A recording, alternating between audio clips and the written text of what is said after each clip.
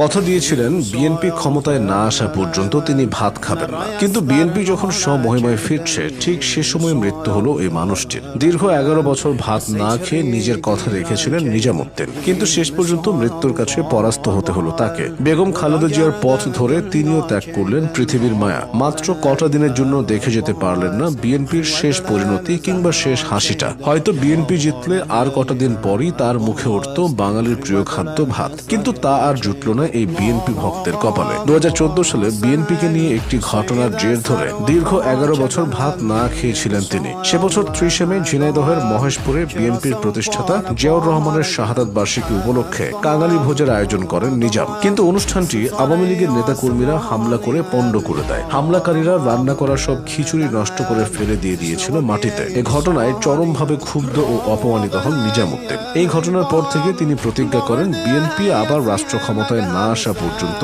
আর কখনো ভাত খাবেন না। তিনি তার প্রতিজ্ঞা ভঙ্গ করেননি কখনো। এরপর থেকে গুনে গুনে দীর্ঘ 11টা বছর ভাত খাননি, শুধু রুটি, কলা আর চিরা খেয়ে প্রতিটা দিন পার করেছেন। নিজামুদ্দিনের ছেলে শাহ আলম বলেছেন, বাবাকে ভাত খাওয়ানোর জন্য পরিবার থেকে বহুবার চেষ্টা করেছি আমরা, কিন্তু তিনি বলতেন প্রতিজ্ঞা ভাঙলে আমি